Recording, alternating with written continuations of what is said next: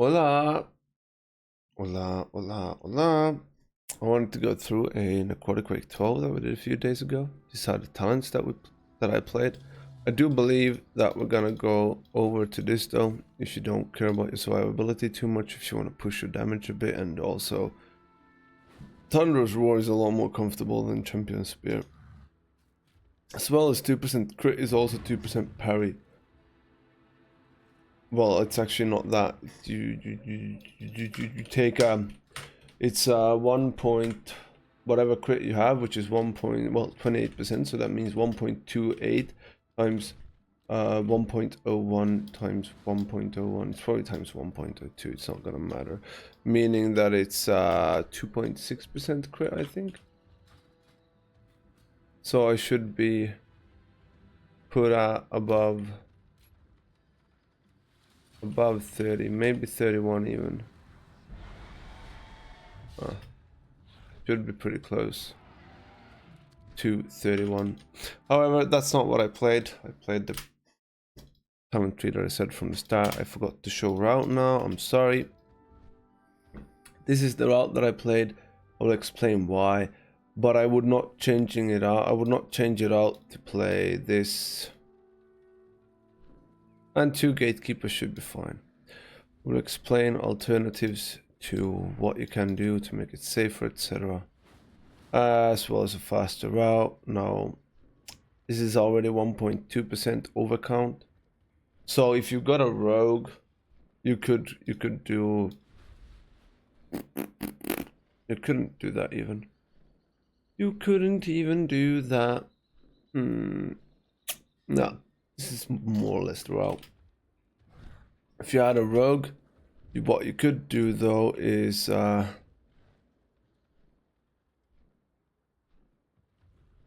Narsuda. Sorry, I'm doing this weird now.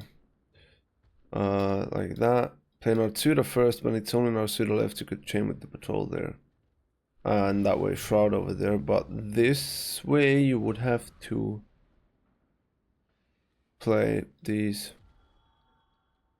as well. You could skip these, but it's kind of whatever. No, that's just something to call for improvement time-wise, but not a big deal. Whatever, let's go over to the video.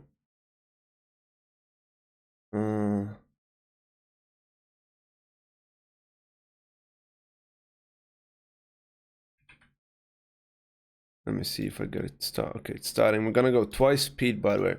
There's 2 things to watch out for the first pull. You want to prior the gatekeeper. And you want to make sure to kick the harvester, have someone kicking the harvester. What you also can do is to throw flesh. You can see it's going on the DK now in 0.1 seconds, but it's on the DKs, it's not going to hurt much. We also have 2 melee users, 2 plate users. If this was a mage and it was on the mage, that would hurt a lot. I'm being retarded, and this is going to be the wrong run. We're depleting this over here.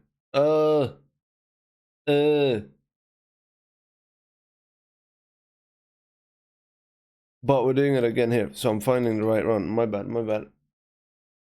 So we're still going with 2 shamans.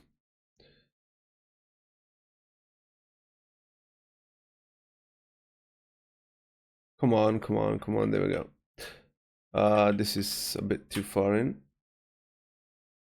Reason why I'm going right side is because it's very cringe to set up the pull on the left side, the second pull on the left side.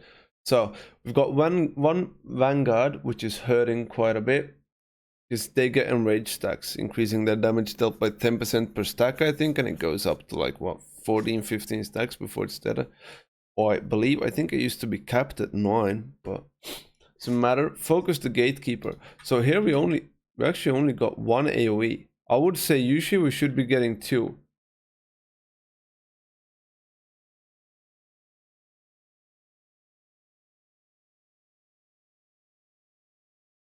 Yeah, it died. So it's just 1 AoE. That's gonna matter quite a bit. We should be fine without grabbing the shield now. There's a shield over here basically at this Goliath. You can grab it up and you can use it to give 50% damage mitigation throughout the group. And since the first one died so quick, it was great to chain already. And now we should be hitting ideally the gatekeeper with the cleaver, but it's also fine to get the harvester in. I still haven't procced, which is a bit weird. As soon as the gatekeeper's dead, we're chaining to the middle. Now, there's a few things to look out for here as well. First of all, the cleavers, you don't want to get hit by them. They fucking hurt.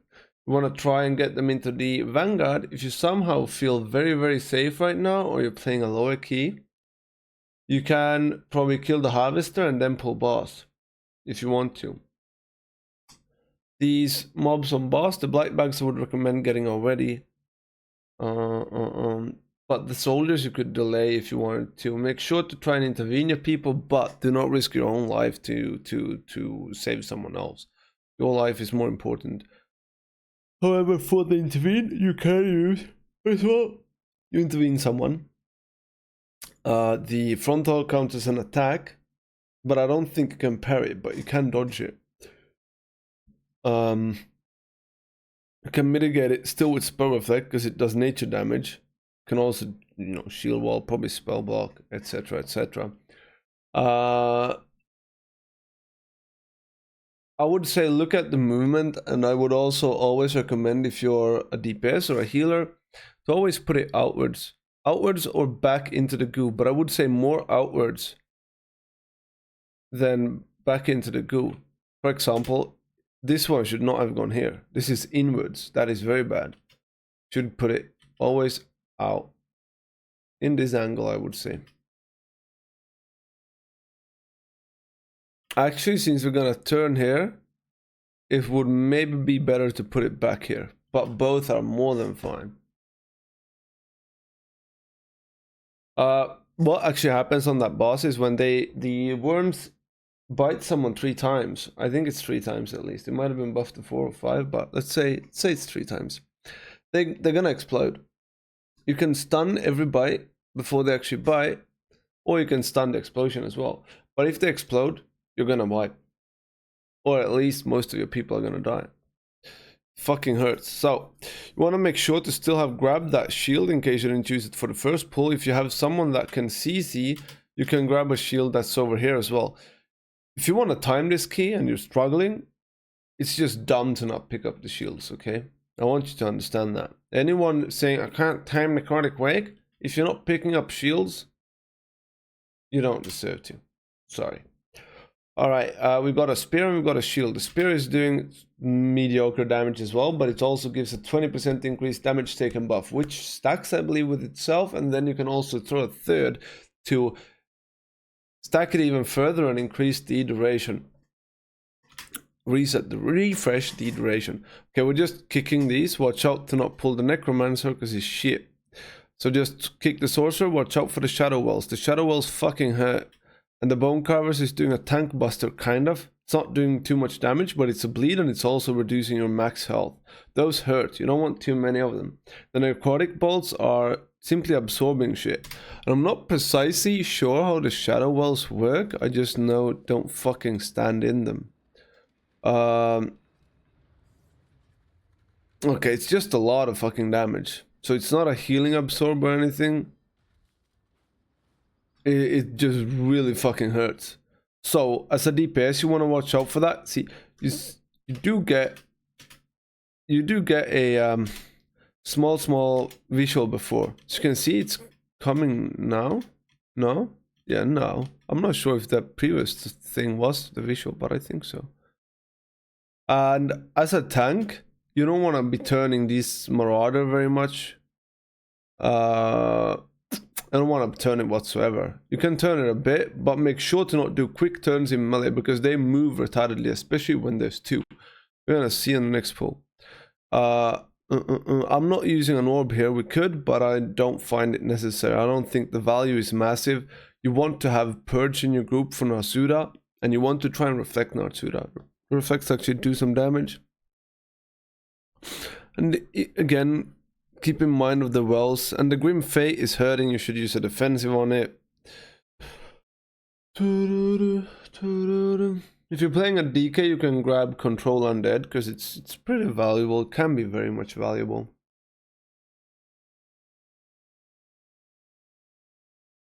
We're going next. Okay. Either you go fast here, or you slow down and you wait for the frontals and the fears to go off.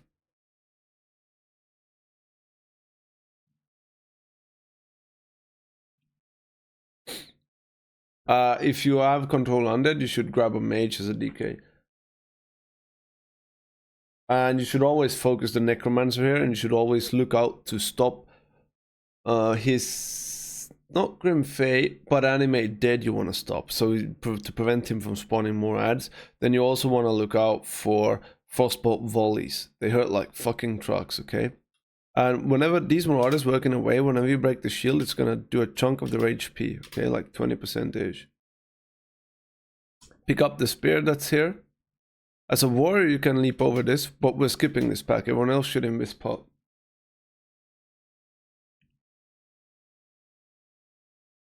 Someone should have also picked up that shield over there.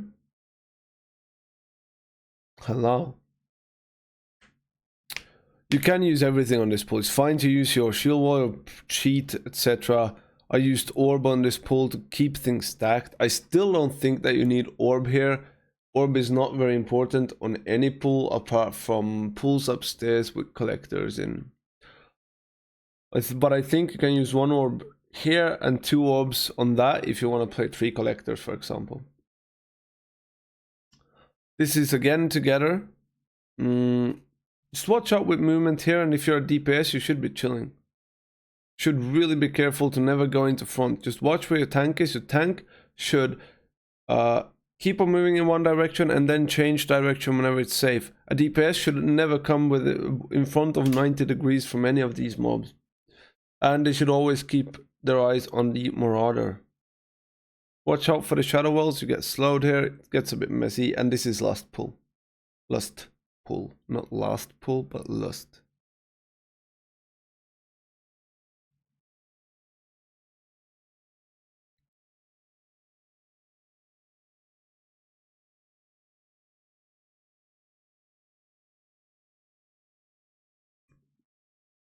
Here we are having the 3 melees on the boss, I believe, and then the 2 shamans are kicking mages, but they should also be filling in on a boss, especially since it's an elemental shaman. I tank it at this wall to not have ads going a circle around me. I remember back in Shadowlands, I used to tank it in this corner over here, and then they were even further stacked. Could try it again, not sure. It's been fine to tank it like this. Want to make sure to stop the volleys. You can also alternatively send an orb on this boss, since it can be a bit messy.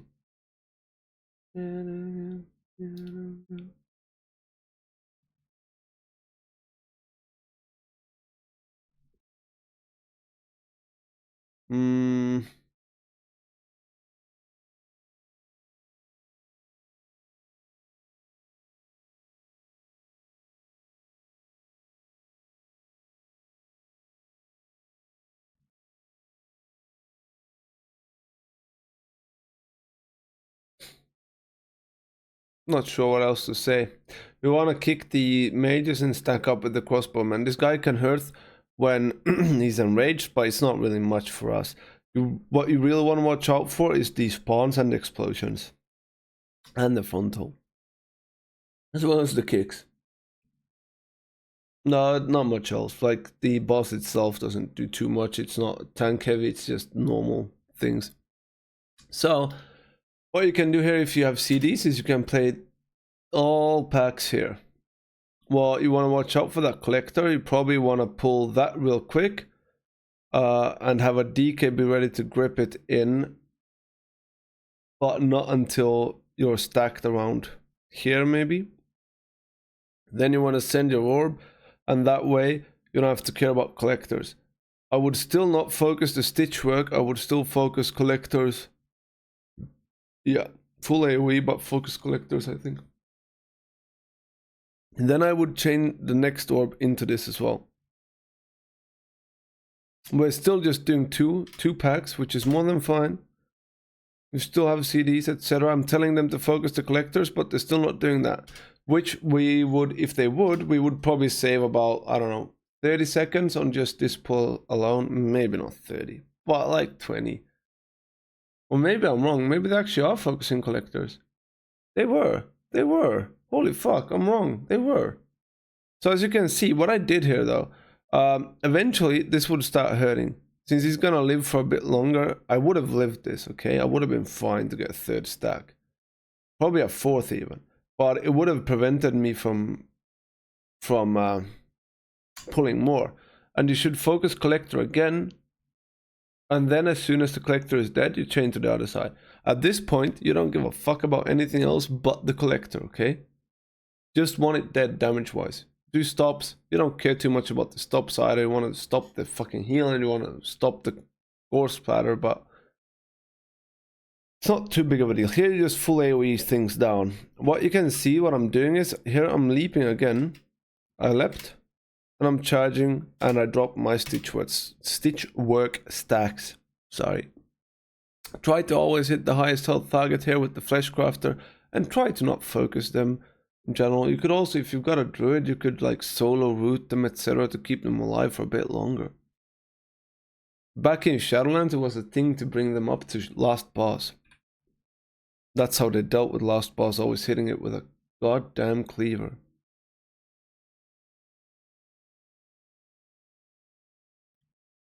I would also like to try that, how bad or hard it would be to play first boss with this guy up still.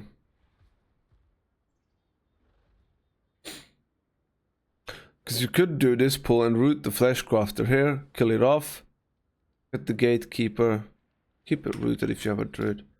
I want to try things like that, but you have to see. Keep in mind that you can intervene the throw flesh here as well, and you can also intervene the fixate.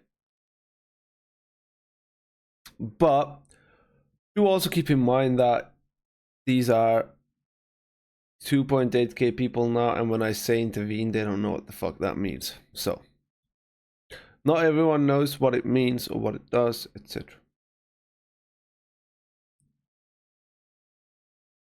Here, you just want to kill Gore Grind or the entire pull. You don't really care. It does a frontal, it does the physical damage taken. Each stack is 12%, okay? That's what it does. You don't really care. Go next. This guy, Rot Spew, is having a gas cloud around him. You can, as a PWarr, you can reflect these Spew disease, or it deflects, and that way we don't get a puddle on the ground. Someone said that puddle is his bait, that it doesn't do any damage, but I'm pretty sure it actually did the other day.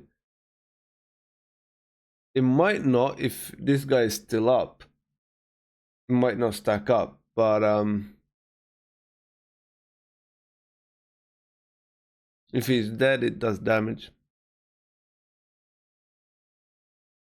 No, sorry, what I mean is if you're out on melee, because it despawns when he dies. I don't think it used to do that though. Yeah, you can use 2-minute CDs on the pack in this corner, not on this one, and then you'll get back. This roleplay is about 20 seconds. It's not roleplay, but where you just have an ad to begin with. Look, thank God that the DK is actually doing damage, because the fucking Elemental Shaman is worthless on this boss. He also doesn't have Spy Master, but we are managing it, so that's nice. Ad dies at a good time.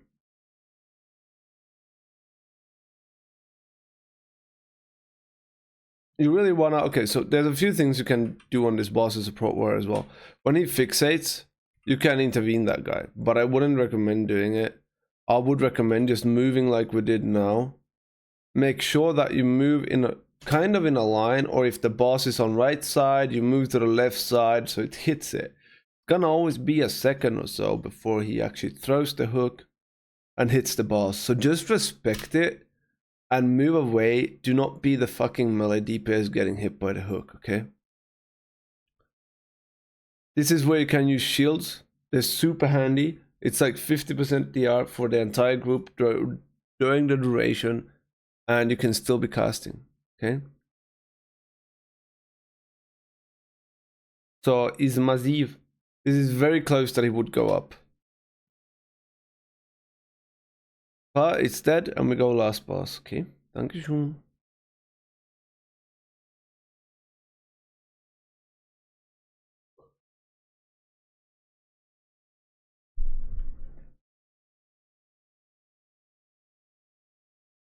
Last boss is respect it, send CDs on the shield and you should be fine with this time.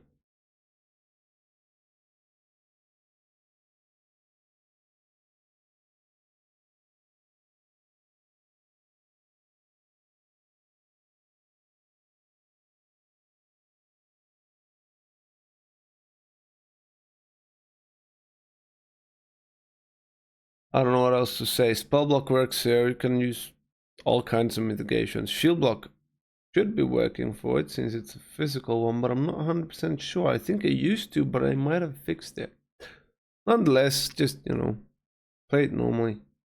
Keep on using defensives. Rotate it, use spellbox. Spellbox is massive for it. I hope I use it again. Noisy. I'm not fucking taking any damage now whatsoever from one. So it gives you plenty of chill time. I would recommend tanking the boss somewhat in the middle. And also if you're a DPS, this is illegal. You cannot stand here. That is full out troll. During Comet Storm, you cannot stand on any of these places where you actually come up.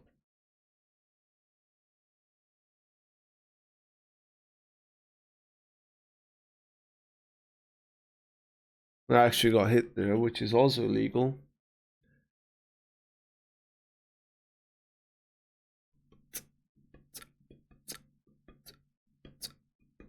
Now we got into execute, so things should be somewhat fine.